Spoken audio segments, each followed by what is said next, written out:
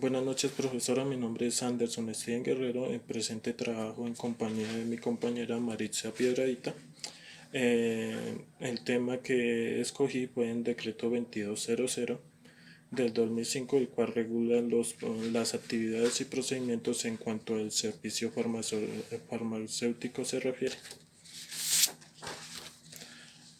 Campos de aplicación. Los campos de aplicación son amplios porque este regula todas las entidades que almacenen, distribuyan, comercialicen y dispensen medicamentos o dispositivos médicos. Formas de presentación. Las formas de presentación son dos, las dependientes y las independientes. Las dependientes, como su nombre lo dice, son las que están vinculadas a una institución prestadora de salud, y las independientes son las que encontramos en nuestro día a día, ya sean droguerías, farmacias o comercializadores de productos farmacéuticos.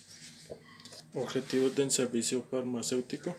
Encontramos varios, entre los cuales se destaca ofrecer un servicio farmacéutico al paciente, en el sentido de que todo es una cadena, por así decirlo, y tanto el médico que receta el tratamiento, nosotros como farmacéuticos debemos seguir un procedimiento, una línea continua, para que el tratamiento llegue acorde y cumpla su propósito. La promoción de hábitos y vida saludable, tanto del individuo como de la comunidad, ya que no es solo dispensar, sino crear conciencia. Eh, Prevenir sería otro, prevenir el mal uso de los medicamentos, tanto con la dispensación y la asesoría correcta, ya que tareas como regentes en farmacia es la correcta especificación del proceso del medicamento que se suministra.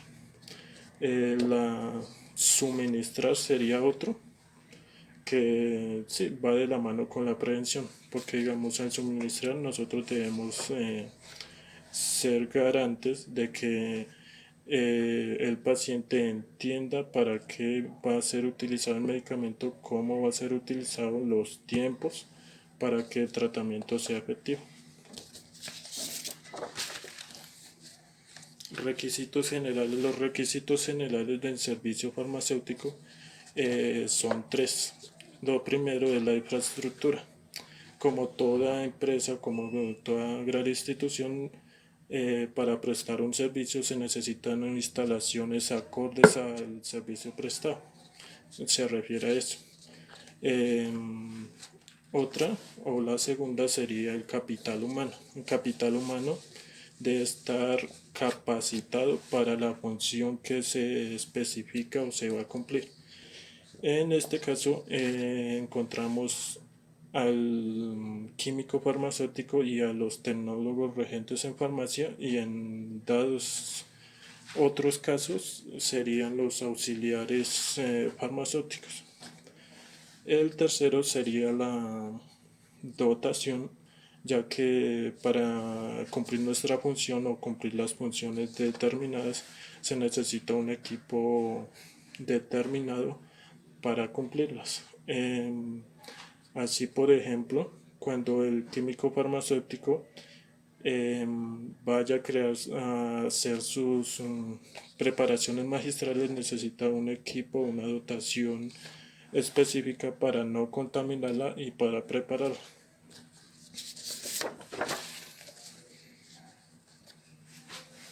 Procesos del servicio farmacéutico.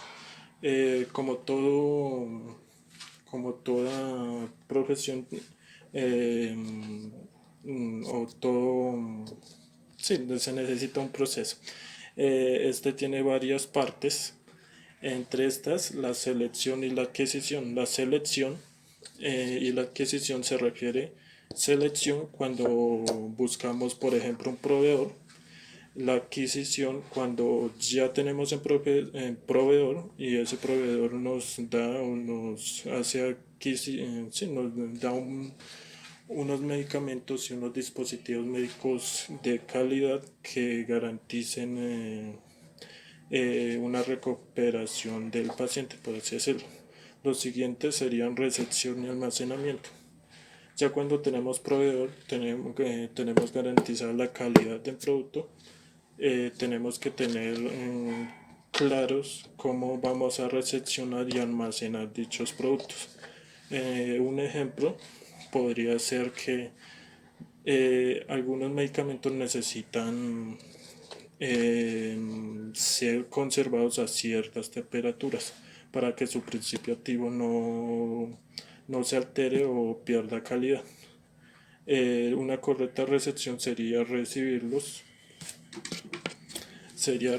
el producto y disponerlo digamos, almacenarlo en los lugares, en este caso neveras o esto, a las temperaturas adecuadas. El siguiente paso que podríamos identificar sería distribución.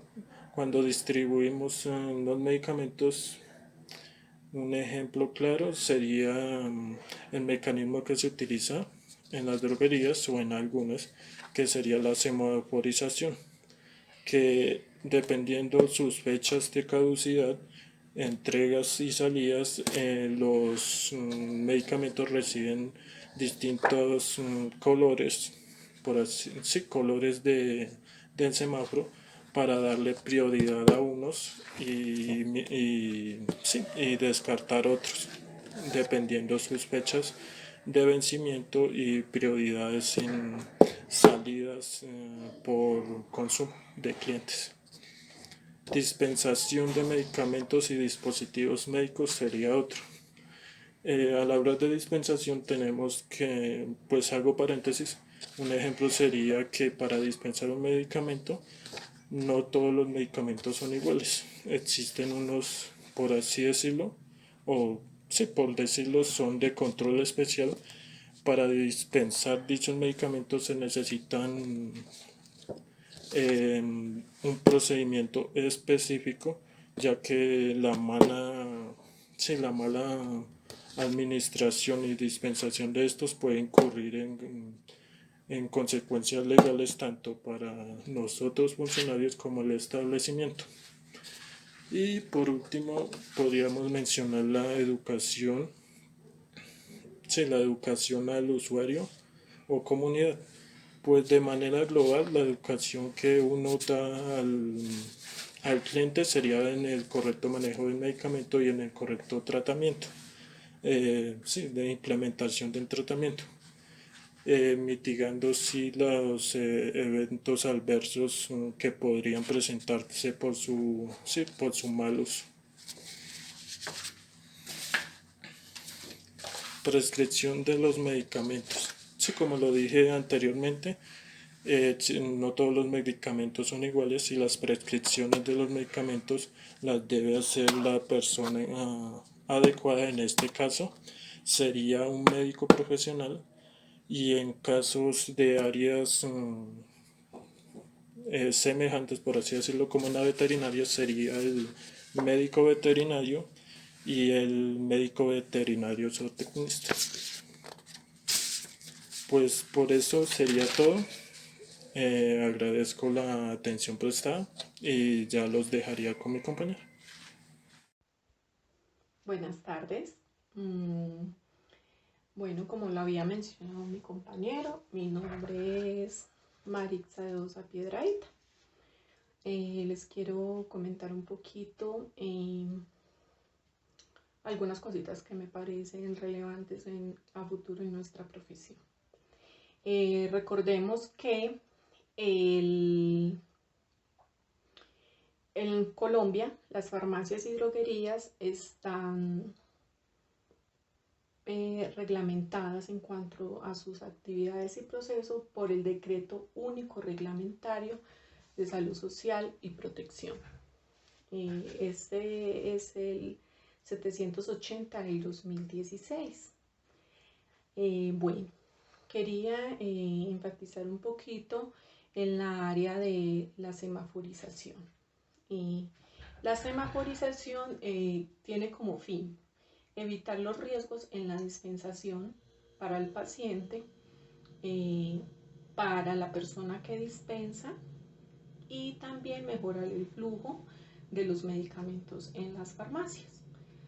La ley contempla 5 colores. Estos 5 colores nos ayudan a identificar ciertas características de los medicamentos. Por ejemplo, el color verde se usa para marcar los medicamentos que tienen una fecha de vencimiento mayor a 1 año. El color amarillo se usa para los medicamentos cuya fecha de vencimiento está mayor a 6 meses o menor a 1 año. Y el color rojo para aquellos medicamentos que están próximos a vencer, es decir, medicamentos que vencen en menos de 6 meses o en 6 meses. Otro color es el color blanco. El color blanco se utiliza para marcar aquellos medicamentos de riesgo que tienen una presentación similar a otros medicamentos, para evitar confusiones. Y el otro colorcito es el violeta. El violeta es un color que se usa para los medicamentos de control especial. ¿Qué es un medicamento de control especial? Un medicamento de control especial es aquel que está fabricado en base a una sustancia sometida a fiscalización.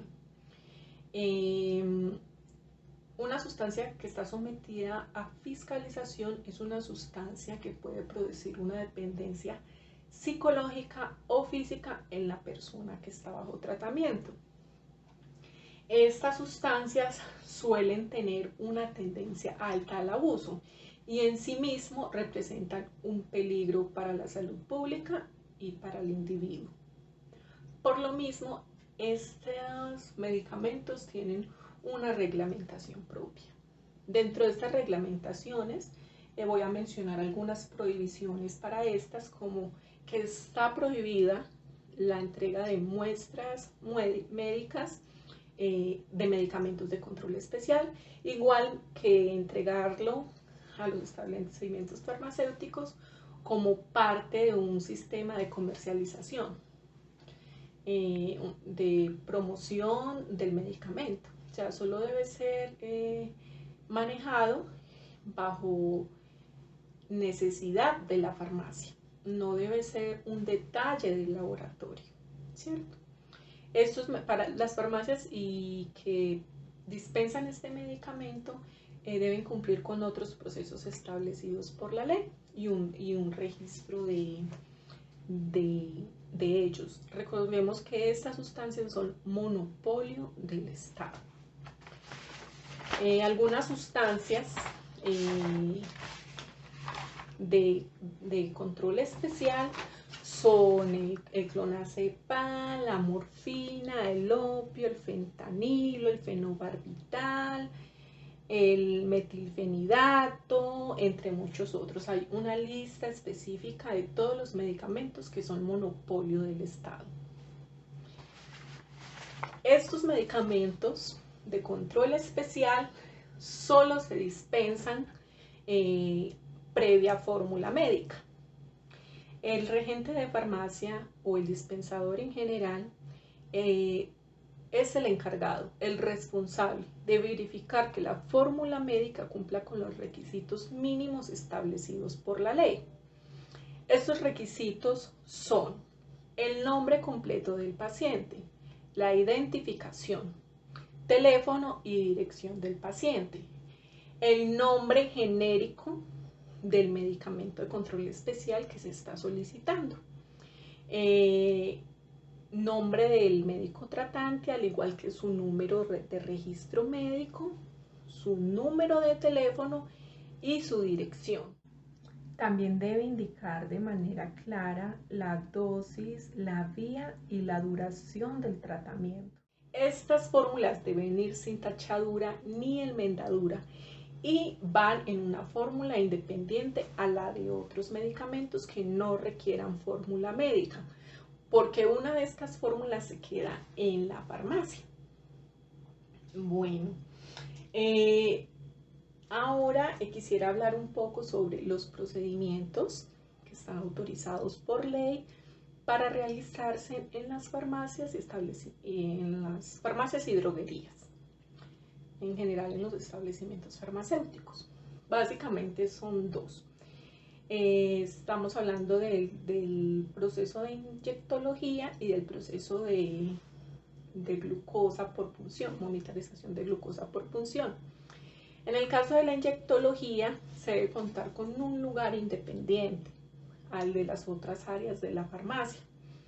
En este espacio debe haber una ventilación adecuada, debe ser cómodo para el paciente y para la persona que realiza el procedimiento, debe contar con una camilla, con el material correctamente dispuesto según la ley, como las jeringas estériles, las agujas, toallas húmedas alcoholadas,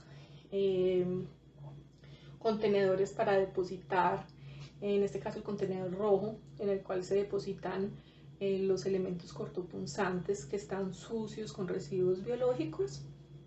Debe haber buena iluminación. La persona que realiza el procedimiento debe estar certificada para realizar este procedimiento. Tiene sus prohibiciones. Está prohibido poner medicamentos vía intravenosa y hacer pruebas de sensibilidad. Totalmente prohibido. Y en la glicemia, la prueba del monitoreo de glicemia, las lancetas deben contar con el registro, las tiras reactivas deben contar con el registro INVIMA, deben contar con fecha de vencimiento, debemos de tener un espacio adecuado para hacerlo, igualmente un contenedor adecuado para las lancetas que son cortopunzantes y que están contaminadas con residuos biológicos. En general, el área de sus procedimientos de ambos debe rondar entre los 15 y los 25 grados centígrados. Ambos procedimientos deben ser registrados. Se registra el nombre del paciente, el procedimiento que se realizó, qué se le aplicó o qué resultados dieron en la prueba de glicemia. En el caso de la inyectología se coloca qué se aplicó y el médico se apunta en el registro, el médico que lo recetó. Recordemos que para la inyectología es necesario y obligatorio que se presente una fórmula médica con la indicación. Esto sería todo por el momento. Espero haya sido de utilidad y agradezco muchísimo su atención. Gracias.